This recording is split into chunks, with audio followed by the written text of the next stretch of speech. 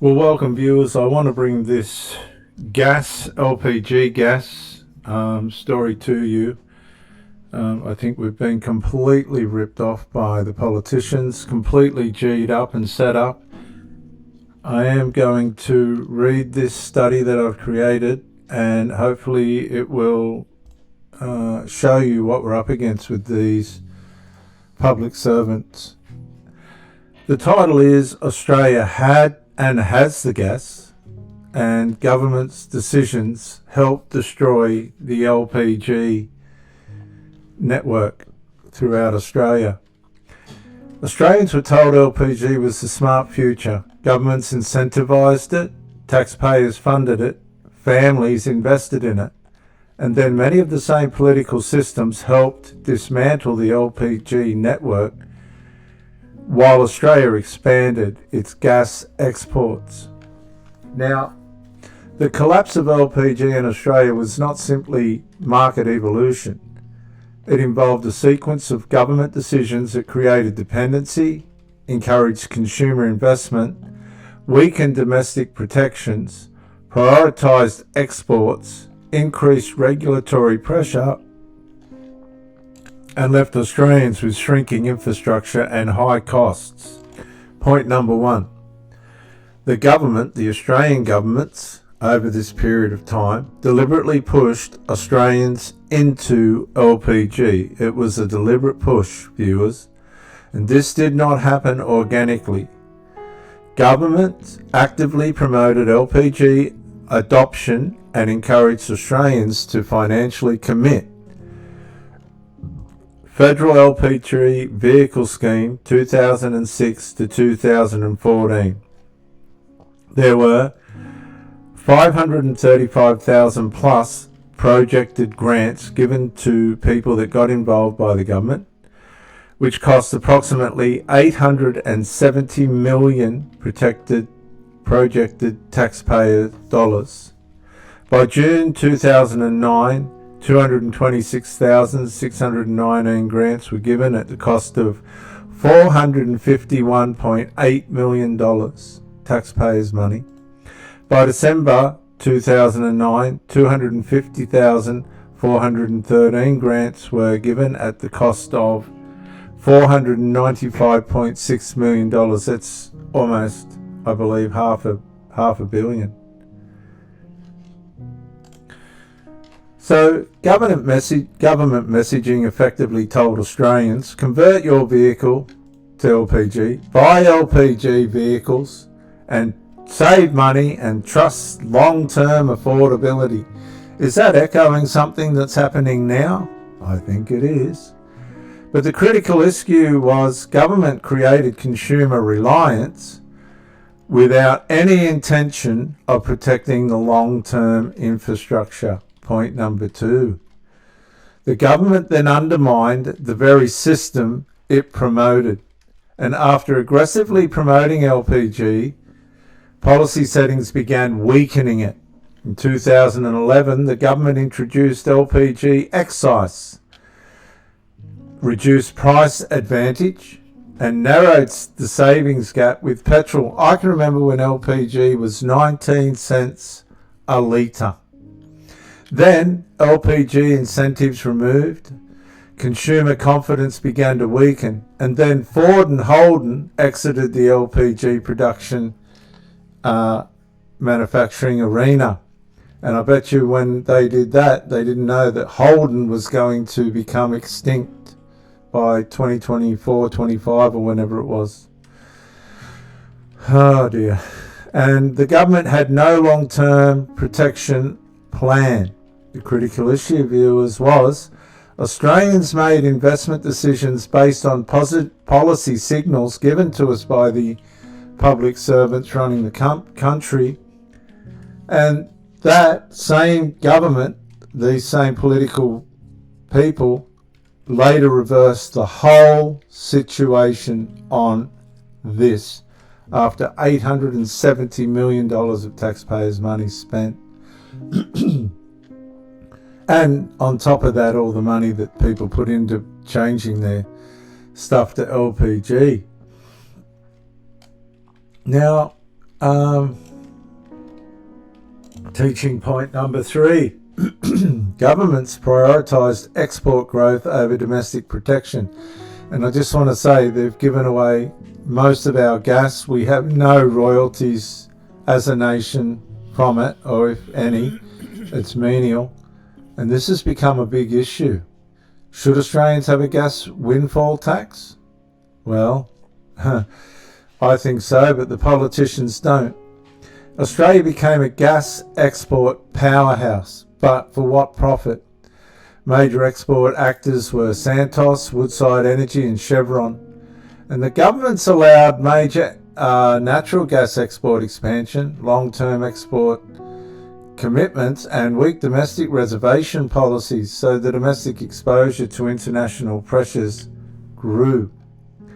The critical issue for Australia was Australia exports enormous gas wealth, while local consumers lose affordability and supply certainty.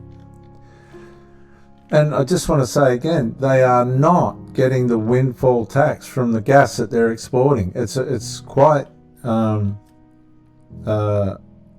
confronting, actually, when you get into it. Teaching point number 4. Political actors contributed in different ways to the demise of LPG in the fuel system. This responsibility is spread across political actors. The Liberal Party of Australia and the National Party of Australia oversaw export expansion, but failed to protect domestic consumers adequately, undermining the LPG gas scheme. The Australian Labor Party failed to structurally correct pricing exposure, and then continued weak domestic protection and frameworks towards the LPG gas scheme. And then the Australian Greens, increased anti-fossil pressure, opposed new gas developments, and accelerated long-term investment uncertainty against the LPG use in our system. And the critical issue here was different methods, same outcome. Reduced long-term confidence in domestic LPG fuel stability. Teaching point number 5, viewers, and I think this is very important, the whole subject. Retailers removed LPG nationally. Once the public servants, the governments, weakened long-term confidence, retailers acted economically. Major retailers like BP, Ampol and EG Australia, they removed LPG gas from the bowsers because there was failing demand, the cost of compliance, and there were better margins in other markets. So the collapse statistics, viewers, are, just say for example in Western Australia, there were 329 LPG gas stations, and that's now down to 50 or less. That's an 84.8% collapse of availability of LPG to the people that invested in their vehicles. The national demand went down 80% from 2010 to 2022. They completely wiped out the LPG gas network as fuel. And the critical issue here was consumers were left stranded in the collapsing infrastructure. And you know what? The government couldn't have cared less. Teaching point number 6, consumers were left paying twice. Australians funded the expansion scheme, and then Australians absorbed the collapse. And we now face fewer service stations, less convenience, reduced vehicle value, and rising uncertainty. I don't think LPG gas is going to last. And the government socialised expansion costs and privatised the consequences. They put it on us. So I got this piece of information as well. Australians were told LPG was the future. They were told it was cleaner, cheaper, practical, and aligned with Australia's own natural resource advantage. And there's the key, isn't it? Our natural resource advantage. And the public servants, the government, actively promoted the message through public policy, financial incentives at the tune of nearly $1 billion, and direct grants that encourage families, tradesmen, fleet operators, commuters, and everyday drivers to convert vehicles or purchase factory LPG cars. Hundreds of thousands of Australians responded in good faith. They made rational financial decisions based on government signals. They spent their own money, adjusted household budgets, bought vehicles, converted engines, and structured their transport costs around what they were repeatedly told would remain a stable, long-term fuel alternative. Taxpayers also funded this transition collectively. Nearly $870 million was projected through the LPG vehicle scheme. That's nearly $1 billion. Hundreds of thousands of grants were issued. Government helped build consumer confidence by creating the impression that LPG was part of Australia's transport future. And this is only a couple of years ago. Then the system began changing. Excise was introduced, incentives were removed, the cost advantage began shrinking, local vehicle manufacturing collapsed as Ford and Holden's gone. Holden didn't only exit the LPG production line, it exited the whole itself. Governments expanded gas exports at the expense of us without any gas windfall tax, while failing to adequately protect domestic supply interests. They undermined the domestic supply. Political pressure against fossil fuel from the Greens, infrastructure increased. Retailers began removing LPG pumps from service stations nationwide because long-term confidence deteriorated and demand started collapsing. Ordinary Australians did not make these decisions. They did not remove the grants. They did not impose excise. The Australians did not design export frameworks. The Australians did not remove domestic protections. The standard Australian did not dismantle fuel infrastructure. But us Australians, we inherited every consequence that these public servants made us go through. We were left driving further to find fuel, which is the problem now.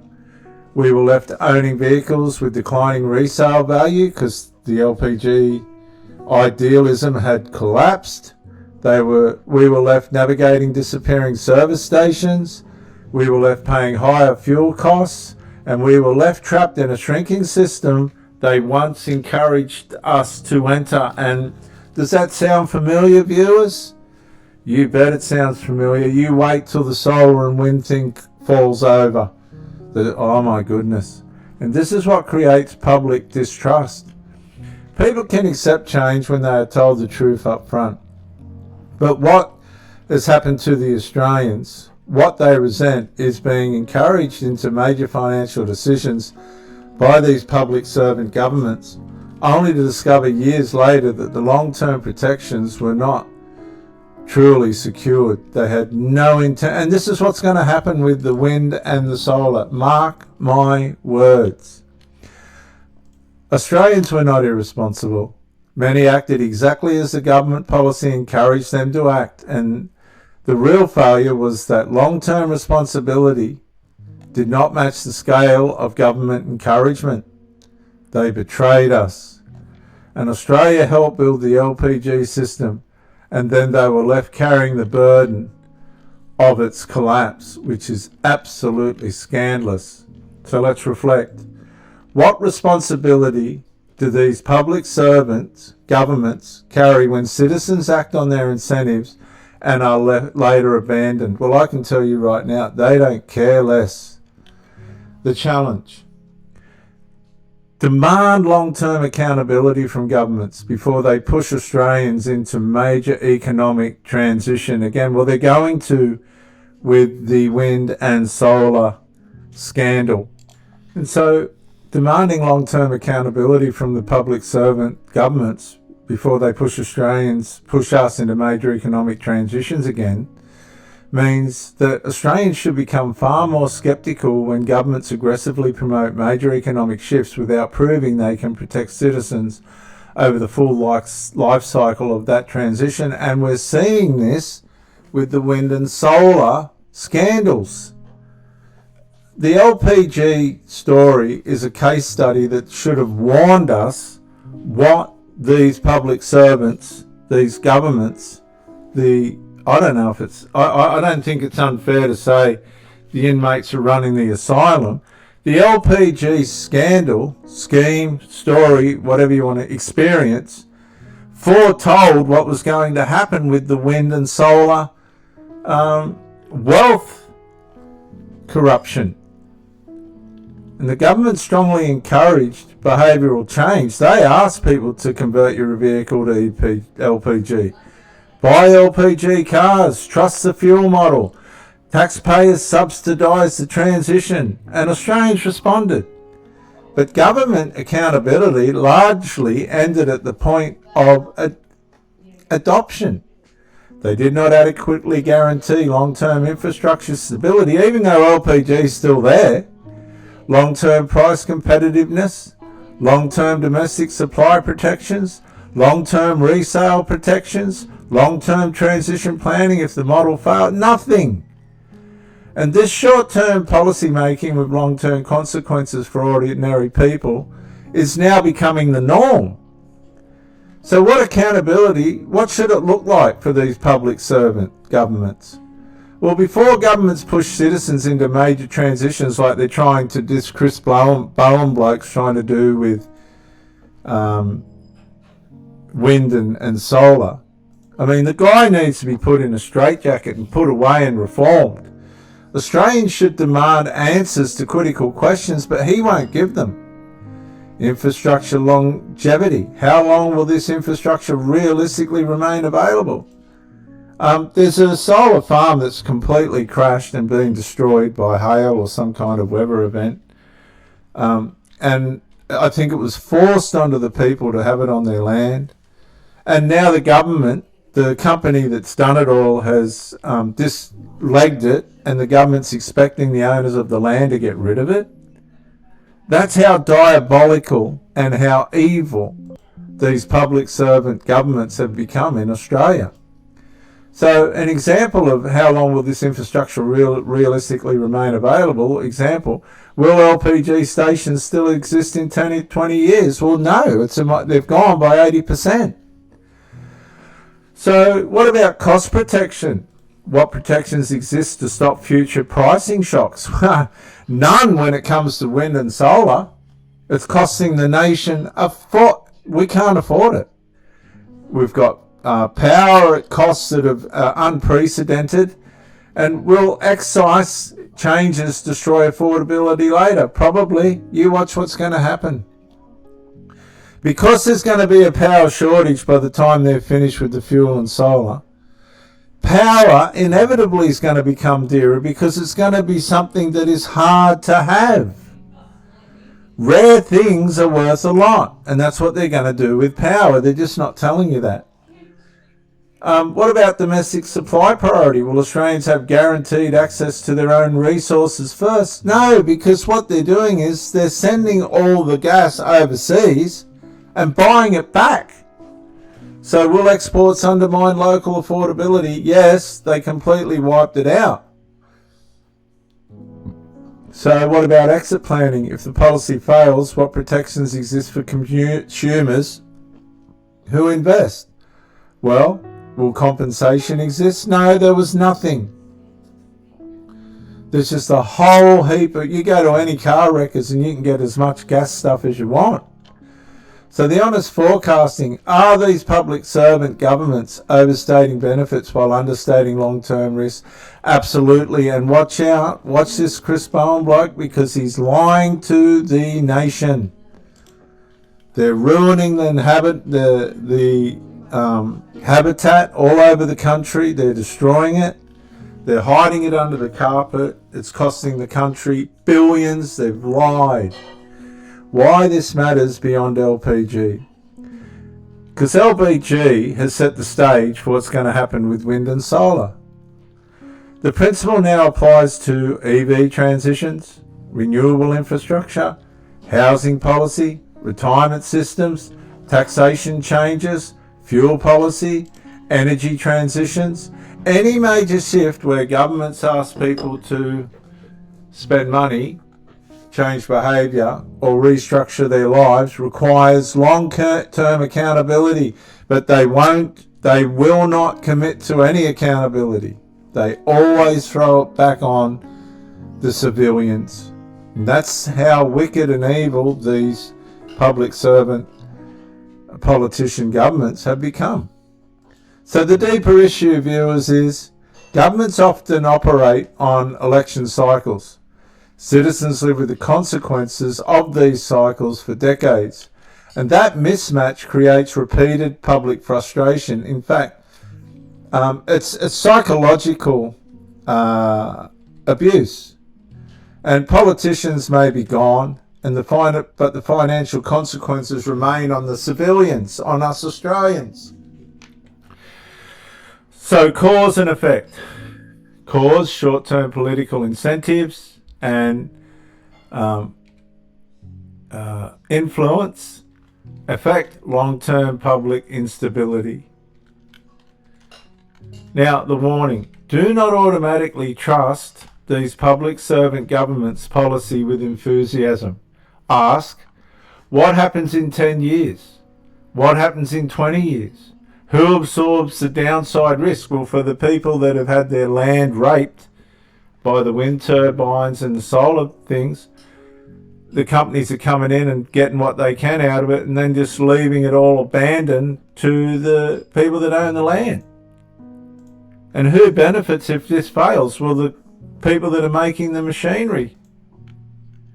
The bottom line, viewers, this is the bottom line. It's not about power and that, it's about profit. And Australians should never again be rushed into major economic transitions based solely on political promises, temporary incentives, or idealistic forecasts without demanding long-term structural accountability first. And that's something that you will never get out of this Australian government, any government. They just won't do it.